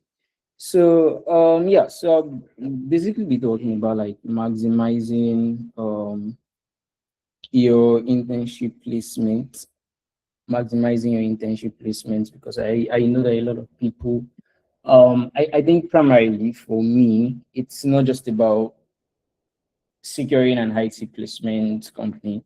It's actually like ensuring that whatever you do, it's geared towards your career, your field, and what you want to do after school. So yeah, so just bear with me and then let's go on this journey together. So just a brief introduction of what SIWES is. I think most of us are conversant with the idea of what the Student Industrial Work Experience Program is. And I think it was a program established for probably like third to fourth year students to actually like be able to practice what they've actually learned in class and then apply it to like real world settings. And so instead of like you just having like a theoretical understanding or background, you can actually like apply what you've learned to solve real world problems, so to say. So okay, then what are the things that you can actually do in terms of like preparing? And I think like I said earlier, it's not just about like securing like placement company, and then it's actually like easier, so to say, when you actually like start early, so you don't, how I said now, you don't waste a lot of time trying to look for places. You've already probably like started telling people that, oh, I'm preparing for my I'm preparing for my Cyrus, and then I'm going to be needing a placement company and all. And so I could remember during my time, that was I did my IT, that was in 2024. Yeah. So I think before that I was talking to like a senior friend of mine, and then he works at Money Point. So I was talking with him and then I was like, I'm looking for an IT company. And then I was like, okay, no problem, just remind me and all. And so he told me to send an email. So I sent an email to I think their VP of operations. And then she was like, she actually replied, and then she was like, "Oh, you actually have a very nice profile, but then unfortunately, our quota for cyber student has been exceeded and all." So that was a rejection on that front. But at least I was happy that. Sorry, can you hear me? Oh, okay. Yeah. So I was actually like happy that, well, I mean I got a response, so to say. And then I applied to Sterling as well, Sterling Bank. And I think it was the same thing, although I think they had like a direct pipeline for students from, I think, was it Covenant also. So that one too. Then there are a lot of other companies. I send a lot of like emails on LinkedIn, just sending emails, hoping that yeah, one person would actually like I would actually like get a place and all. And then I ended up getting two places, and I had to like just um weigh my options. And so normally the company I really wanted was Money Point, because I felt like I was going to learn a lot and all. And so what affected me wasn't that my profile wasn't good, but it was because I started off how will I say it now, way late. And so that buttress is like my first point. Start early, prepare your application early. So meticulously prepare your CV and compelling application letters. Of course, it's not everyone that I would like to send an email to that would give you a response. And I think you have to be prepared for that. It doesn't reflect poorly on you. It's just that I think you just have to just be realistic. Can send like 100 emails, and the people that would reply you may not be up to like 5%. That's roughly like 20. So how will I say it now? So just how will I say now, prepare your mind more or less. Just prepare your mind of five, more or less. So prepare your mind, then apply ahead of time. So begin your application process 3 6 months before your intended application start date. So this allows ample time for responses, interviews, and necessary paperwork. Because even with Money Point, it wasn't like as if it was actually going to be like a walk in the park. Of course, there would have been like interview processes and some other things. And so the only regret I sort of had was just that I waited too late. I was thinking that, oh, once I'm done with my first semester exams, and then I'm going to apply, or it was around that time I applied, whereas I had like the whole semester or like some months before. So in order to not let the same thing happen to you, I would say that just apply early, begin your application very early. Then also I would say proactive outreach. Don't wait for opportunities to come and meet you. You have to be the ones to reach out to people. So leverage your networks. If you have LinkedIn, just like she said earlier, people won't exactly know that you are doing something if you don't tell them about it. No one is going to know that you're actually like good at something unless like you, how will I say it now, you shout it. So be the one to blow your own trumpet, more or less. Let people know that, oh yeah, I'm doing this thing. And so they would be able to keep you in mind for opportunities. It was actually easier for me to actually talk to a person who is an engineer at Money Point, because you already knew that, oh, he's not going to be a liability. He can actually contribute to the software engineering department. And so it was easier. And then the other one, the place I ended up going with, it was actually someone else that actually referred me to the place. And then so I was like, okay, fine, no problem. I would stay with this place. So just how like I say now, leverage your networks. And then and a very important part is also like the strategy that you use to go about it. A lot of people just want to just let me get a placement company. I just want to just do IT. It's not just 15K they will give us at the end of it. It's not just to just like fulfill our righteousness and all.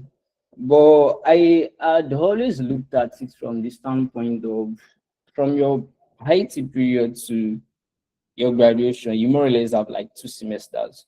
If you are doing a 5 year course or even a 4 year course, you more or less have like 2 semesters. And so that would mean that like you should more or less be looking at it from the approach of, oh, what am I going to do when I leave school?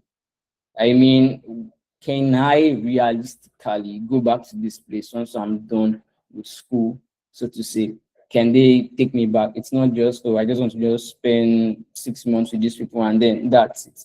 And then when I'm done with school, I'm just going to just sit at home. So I would say that prioritize companies whose operations align directly to your course of study and your career aspirations. And so for me back then, um, I was okay, probably out of from the perspective of the software engineer. So I was majorly focused on um mobile development, building mobile applications. But I was like, normally, if I were to decide to sit down myself and then say, oh, I want to upskill myself, and then probably like pivot to another aspect, it shouldn't be easy because one, of course, you may always have like different things. You may have work, you may have different things that you are doing. And so my excuse was I'd rather choose a company that I know that okay, fine, I can actually be an intern in maybe like the backend department. So I know that like how will I say it now, if I go there, I'll be actually forced to learn the stuff that I know that normally I wouldn't have how will I say now, I wouldn't have time to learn myself. So I was like, you know what, I would actually like choose this place. At least that would allow me to grow. So more or less, by I can easily add whatever I gain from these people to my skill set, and then that like would make it easier for me to position myself for opportunities. And so that was what I did. So the other, I mentioned I got two places. The other place was for me to like continue doing what I was always doing, and so I felt like that was going to be, although it wasn't exactly going to be easy, but then I felt like, you know, let me just throw myself into like an unfamiliar environment just for an opportunity to grow. And it's actually really helped me because I think one of like the first jobs I got after school needed me to actually use some of the things that I worked on or I learned during my IT, and that's just it. And so just be intentional about like the company that you want. It's not just about like sitting in the office and then spinning around the chair and not doing anything or something. It's actually like you doing something that contributes to, how will I say it now, that contributes to your future aspiration. If probably like maybe you're in engineering, then you choose a company that does engineering, so to say, to build that experience. If you are probably like in biochemistry, in any life science related course, and then probably like you want to do research or something, choose a company that does something close to that. It would actually even help you, so to say, it is going to help you.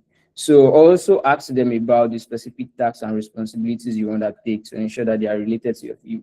So as much as probably like maybe like you applied to tons of places and they've gotten a response, I think it's also like your own way of interviewing them and then just asking that, oh, what will I be doing in this place?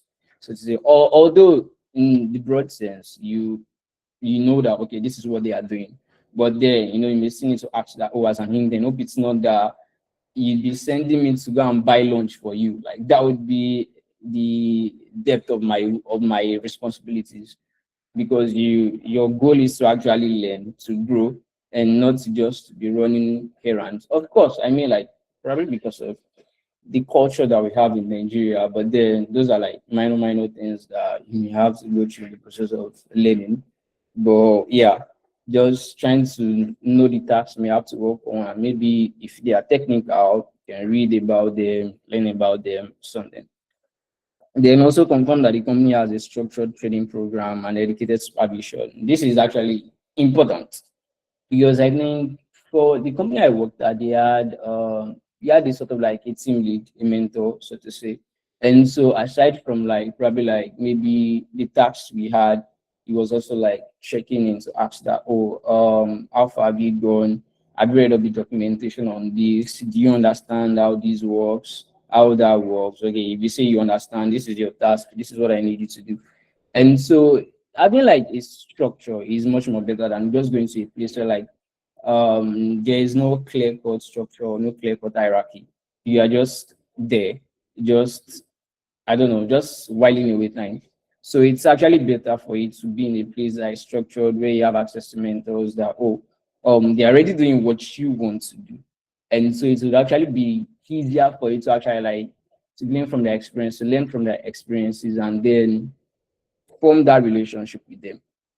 Then also like seek feedback from past students or students who completed their SIWES. So I think if you know someone, if probably like the company that you're applying to or you do your placement at is a company where like you know one or two people that have done their internship there, they have done their service there, you can just ask them that, oh, how was it? How was the whole process for you? And those are actually the people that can actually give you like real feedback or insights into actually like the company works. Because at least from their own experience, you can sort of like paint a picture of how it is, and then you can even like use that to make an informed decision of whether you want to proceed with the company or not. So yeah, that is important. Then another thing is make your work count. Although it depends on how like I said now, it depends on where how like I said now, where you do your internship. If for example, maybe a bank, of course you are going to have a very big organization. You will have like dress codes and different things. And I think one of the things that I learned from an early age is carrying yourself. The thing is just the fact that like I mean, of course, there's a difference between proper courage and then pride. But when you learn to carry yourself well, the manner and the way people approach you would also be different, and then they would approach you the same way you have like said now you esteem yourself basically. And so the way you talk to probably like the colleagues, if you are eager to learn, if you dress well, if you do things well, people would actually like want to help you. They would want to like how like I said now, like mentor you, want to help you grow. So that is also one way for you to actually like make your work count. It's not just like just passing through the company and then 6 months after you don't have any sort of relationship with them. So at least you know that like okay fine, if I want to do my NYC in the future or something, I always have references, I always have people at this place, and then I can come back. Or if I told they're like, yeah, this person did so well, and then once you're done with school, can actually like employ you full time. So let the how will I say now, let that be the attitude you put forward. Volunteer for meaningful tasks. Actively seek out opportunities to participate in projects that challenge you and contribute significantly to the team. Don't shy away from complex assignments. I would say one of the things that helped me was this because I mean my team used to sometimes joke that I like more or less not eating more than I can chew. I like doing things more than I'm capable of. And it was not just because of the fact that like I mean nobody really likes extra work in that sense. But I think it was just because of the fact that like I mean a part of me wanted to prove myself, and the other part wanted to learn because I felt that like I can't just spend 6 months at this place and then not say that oh this is what I had to learn. So if there are complex assignments, if there are things I will need to figure out that is technical, join the discussion, tell them that oh yeah this is what I think, or this is my approach, or what do you think? If you have to do something, volunteer to like do it. That way, how will I say now? They know that you're not a lazy person. They know that okay, fine, you are ready to learn, essentially. So that's another way. Then ask questions and learn. Demonstrate curiosity by asking insightful questions. Familiarize yourself with industry standard tools, software, and operational procedures. So just ask questions. My former high school principal used to say that like you are a fool for just 5 minutes if you ask a question, because after that you already know the answer, you know how to do that thing. And so but the person that doesn't ask a question is always going to be a fool forever. So of course you asking a question, you might feel like yeah it makes me look dumb or naive or ignorant, but then how will I say now, there's no way you can actually learn if you're not curious. And so and then sometimes you have to be how will I say now, I'm not afraid of making yourself look dumb to actually learn. So just at least after that, you know how to do that thing. You are going to become a master at it. And so that is another thing. Then documentation, record everything. Your logbook and reports are key. Maintain a detailed daily record of tasks, observations, and lessons learned. specific and thorough. Although I know that like it's at least probably, let me speak from my school's perspective, to an extent, they don't really do a thorough job of like checking or whatever, like this thing, the things that you wrote, that oh, these are the tasks that you did. But I think okay, to an extent, your supervisor should check. But I would say that like learning how to document your, how will I say now, your record of tasks would actually go a long way in helping you when people ask you what you do. That way it makes you much more confident because you already like you've been able to document, you'll be able to write, oh, today I learned about this, now I know how to do this. Tomorrow you did something and all, and so you learn how to like document very, you learn how to document would actually go a long way in actually helping you when people ask you that, oh, what do you do? It makes it easier for people who may not even be in that like domain to understand your work because you understand your work, and so it makes it easier for you to explain to them, so to say, and then incorporate technical terms and jargon relevant to your field. So of course, I mean like there are layman terms of saying things, and then there are also like how will I say now, technical ways of putting things down. And so, in order to signify your growth, you have to, of course, like to the layman, they may not exactly understand, but then you can also write in such a way that, like, as you probably like you've written maybe a technical term, you just try to put like a layman like meaning or description of what you've done. So where appropriate, include diagrams. I think for my school, Laude, I think it's mostly like agri students. I know that sort of did this. I know that they had to draw their farm tools, different stuffs and all. So just you can just do that as well if you're an engineering student, and then probably like there's some things that you learned that you feel like it would be easier for you. I think for loud tech, there's a space on your logbook, I think, if I can recall correctly. It's actually like attached diagrams or like to draw stuffs. Then ensure your supervisor reviews and signs your book logbook regularly to validate your entries and progress. No. So then relationships, I think this is actually like very, very essential, so to say, because just like I said earlier, I think the manner at which you approach your SIWES should be like for the long term.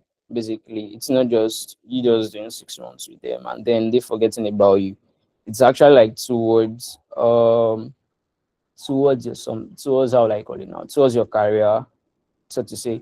I mean, to an extent, it's sort of like an experience you can actually even add in your CV, and so that's why it's actually like important. You get something worthwhile. You get an experience that, how will I say it now, that gives people a bit of confidence that oh this person has a bit of experience doing this and all.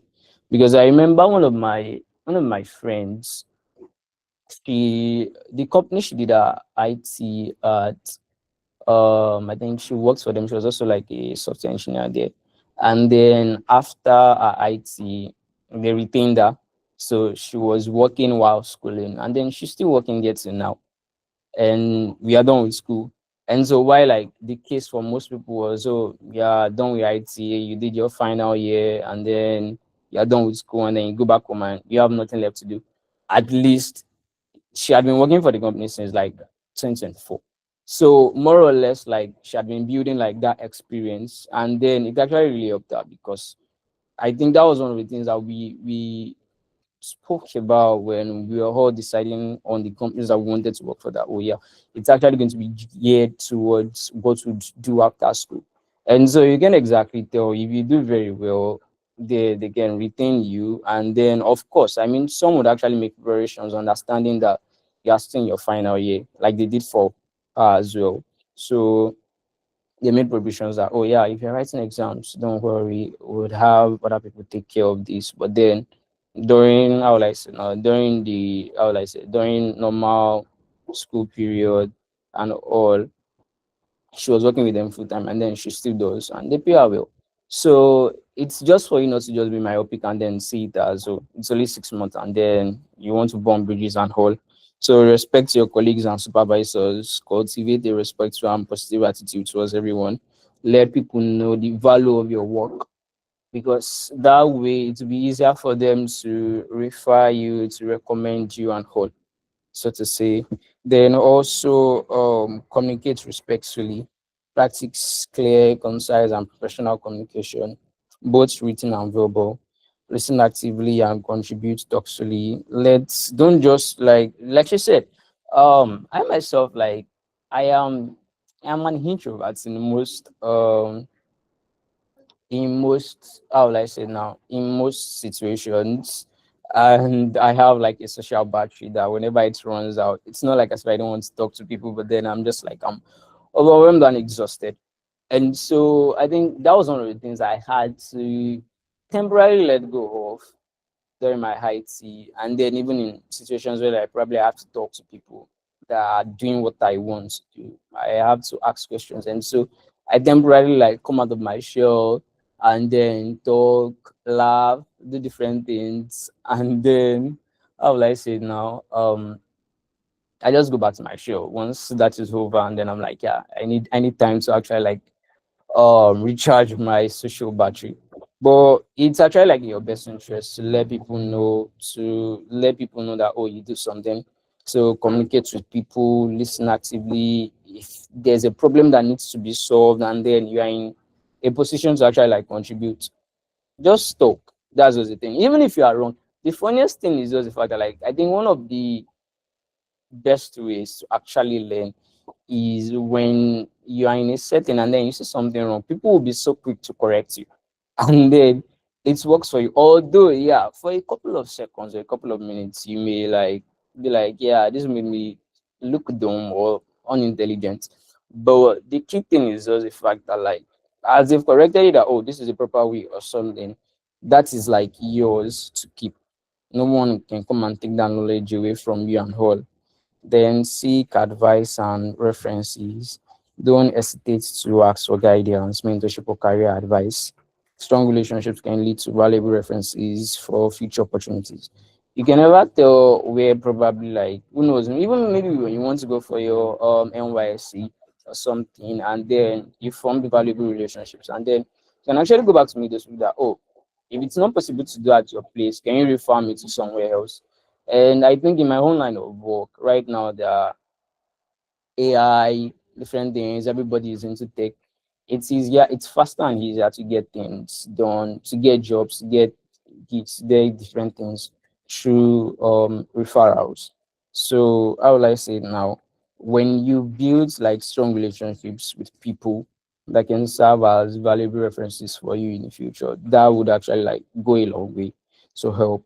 So then what are the things that you should avoid? Common mistakes to avoid. Treating your IT as an holiday. Well, let's say it's a bit funny anyways, because of course, like it's a break from schoolwork, but then at the same time, it's not a point for you to be entirely like relaxed, so to say, and then just not do anything. So you end up missing the whole purpose. Of course, I mean like since you have the time, you can actually go out, do fun things that probably like you normally wouldn't be able to do if you were in school and all. And so I mean there's you can easily do that because you don't have to do the pressure of writing exams or whatnot. But at the same time, it's not exactly an holiday. It's an opportunity for you to learn and all. So treat it as that. Then do only errands or irrelevant tasks. And so this ties back to seeking placement from relevant companies, because I mean, of course, a lot of companies are looking for interns in quotes, but it's not like as if like they are ready to train them. They are just looking for cheap labor, so to say. They're looking for cheap labor to help them like do things. And of course, I mean like that may come in because of the kind of country and I think our culture, so to say. But at the same time, your responsibilities shouldn't start and end at buying lunch, going to go and buy food, um, doing this, doing that. Of course, I mean, like in some of those areas, you may actually like get to learn, but it shouldn't just be that. So use, how will I said now, be proactive, try to seek out like opportunities, try to seek out like things that would actually like help you, that will allow you to contribute, that will allow you to learn and then grow. So it ties back to you seeking a place that is relevant. If where you are doing your SIWES, your internship is relevant to your career, I feel like there is going to be less of this, because you'd actually have tasks, you have things that they would want you to do. Then waiting to complete logbook at the end. I mean, a lot of people do that, but then I feel like it's just going to just be too overwhelming, because at that point you wouldn't be able to even properly document some of the things that you've done, so to say. And so you just like be stressing yourself out and all. And I think for some of my friends, some for probably like every week, they documented like their progress. So this is what I worked on this week, or this is what I learned this week. And that has actually like helped them grow their connections, their network, and then even like helped them personally in knowing how to tell their own stories. Just like she said about like branding yourself. You know, when you learn to properly document your journey, learn to document the things that you've done, it's easier when people ask you that, oh, tell me about yourself. You can actually like talk to them about yourself, your journey, what you've learned, and then where you are going to. So yeah, I think that helps.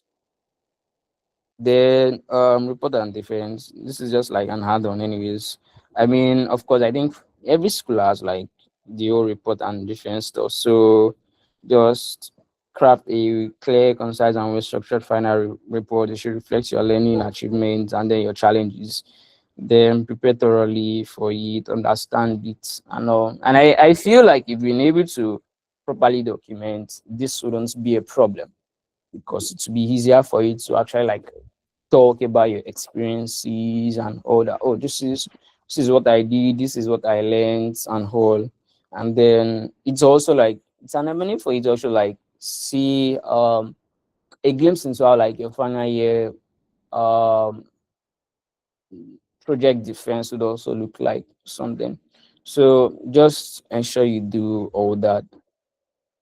And so, yeah, in conclusion, it's actually like your chance. Your height is your chance to apply your classroom knowledge, because from the perspective of a computer science student, I would say most of the things that I think I'm using at work now, I learned them like outside the classroom. Of course, there are a lot of things, because computer science is broad, so you can learn every single thing. But how will I say it now? It's your chance to actually like to learn the practical aspects, not just the theoretical aspect. In school, maybe you are in biochemistry, you are in physiology, or in engineering or something, and then they just show you like, "Oh, this is how to do this thing," or they just describe it. But your IT period is like it's a way for you to learn how to actually do those things. You probably like maybe for biochemistry or for physiology or anyone, you got a placement at a company that probably like it's a lab, so to say, and then some of the experiments, some of the things that you were taught in class, that's like an avenue for you to actually learn how to do those things. And so knowing how to do them is much more better than saying you have like a theoretical understanding of how those things work, and then the practical understanding will actually like further help your theoretical understanding. So yeah, so I think basically that's all from my side. I hope you've been able to learn one or two from how will I say it now, from my presentation. Thank you very much for listening. Yeah, thank you so much, Mr. Peter. Can we appreciate him? Thank you so much. I mean, that was really profound, and thank you for taking us through your journeys, how you were able to secure your internship, how you maximize it. I mean, one thing that really mind that was part of what propelled this webinar was the fact that, yeah, if we leverage well the 6 months period of your industrial training, a lot of things whole lot of narrative. I mean, there's this popular school as scam, all of that. But what having those real kind of experience, I mean, there will be a reworking of your narrative, a reworking of your mindset, a different approach, right? And another thing I think that you said that a lot of students fall into, like call it people will be like, oh, the 6 months period is a scam and it's very very difficult to bounce back to academics and all of that. I'm very very glad that you touched on it, and I'm not the only one seeing from that perspective.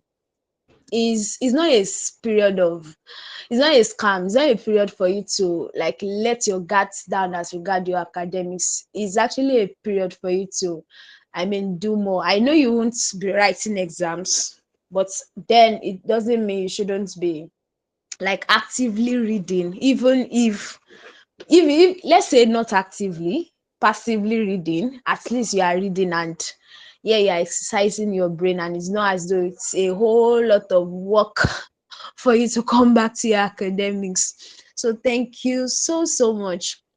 And also the part of you getting to, I mean, Miss Princess also touched on that part, building relationship, networking with people. One thing that a is really really thrives on mostly is how well you relate with people, how well you can communicate, how you can relate with, we meet with different person, so the approach that work for this person may not work for the other person, so you have to really really know how to handle people.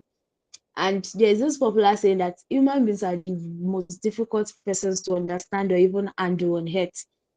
So having that real life first experience, it will be maybe that there's that your classmate that you have been saying, oh, probably doesn't even know how to relate and all of that. You'll be able to see from their perspective that yeah, there is a way to work around it.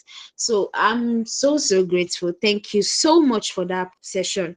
Yeah, so is there anyone that has question for Mr. Peter? So if you have any question, all right. I think there's someone that has a question already. We just be taking two questions. We just want to wrap up.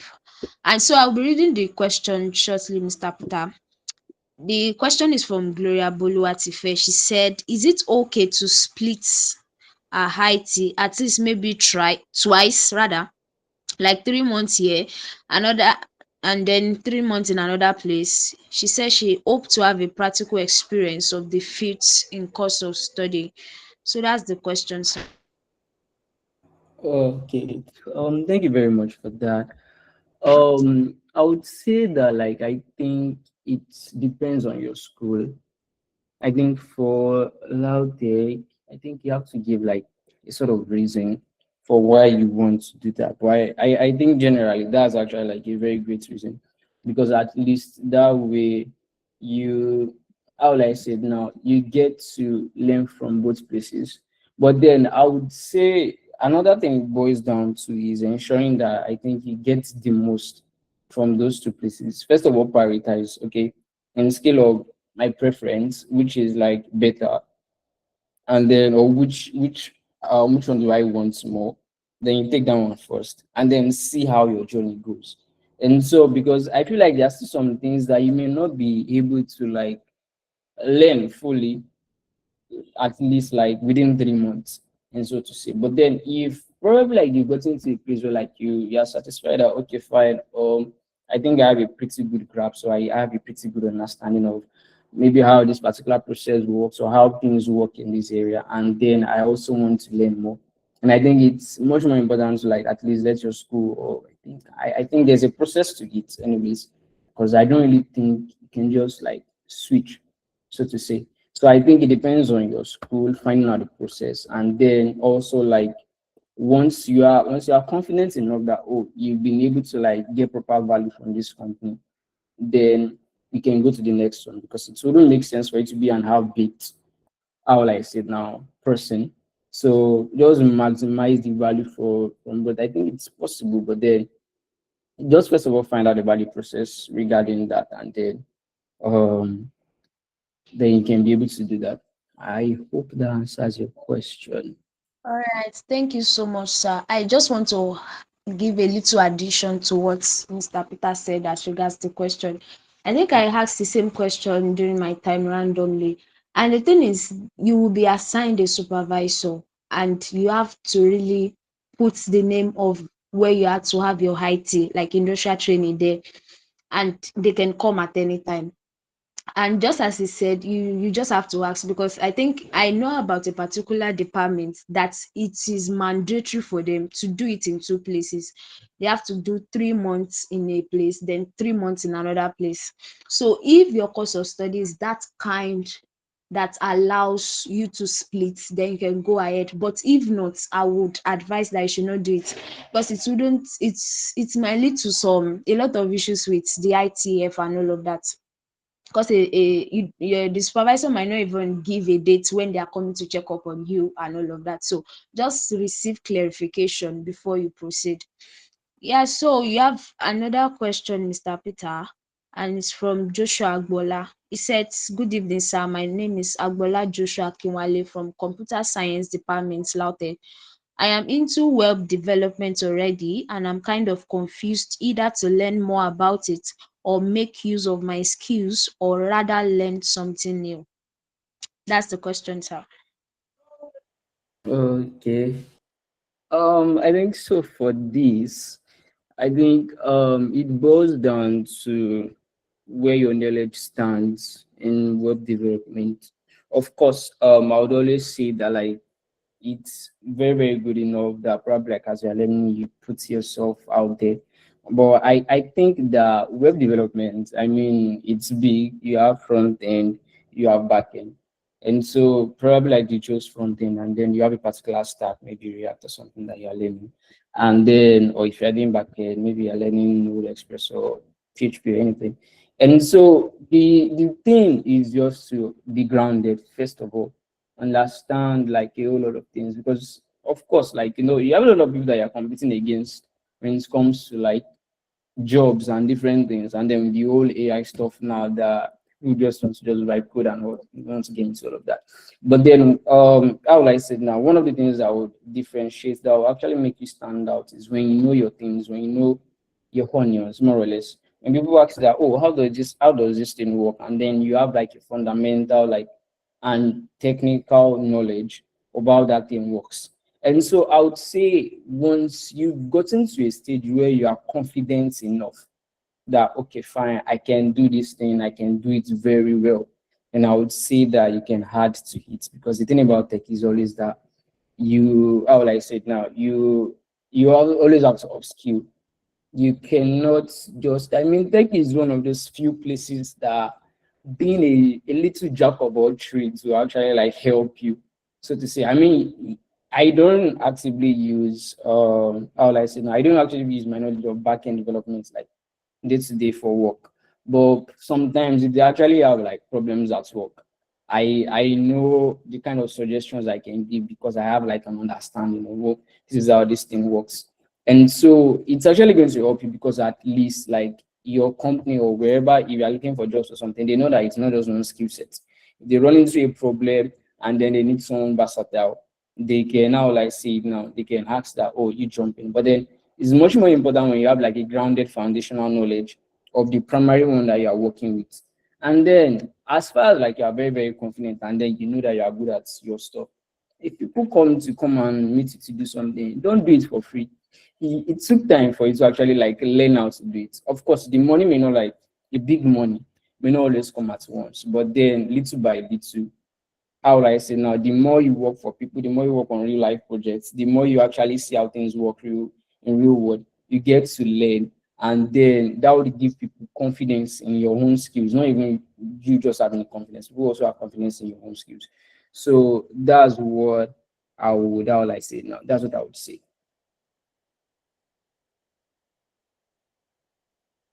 How about I was able to answer that, Joshua?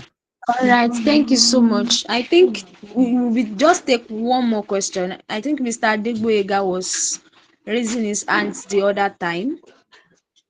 Is he still on the call? Miss, yes, you can unmute your mic. You can unmute your mic.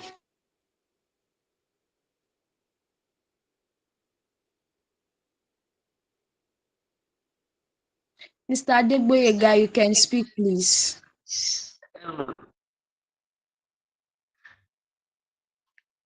Hello.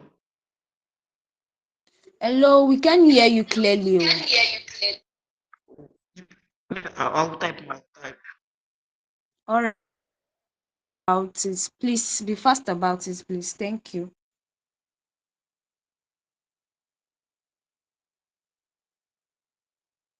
All right, so while we wait for Mr. Adegboyega to drop his question, this is just me saying thank you again to our speakers. Thank you so much. Thank you, Miss Princess. Thank you, Mr. Peter. Thank you for taking out of your time to share from your words of experience with everyone to ensure that they really maximize their period of industrial training. We are so grateful. Thank you so much. So yes, there will be a recording, Gloria. There will be a recording. Thank you. Mr. Adegboyega, please, we are waiting for you.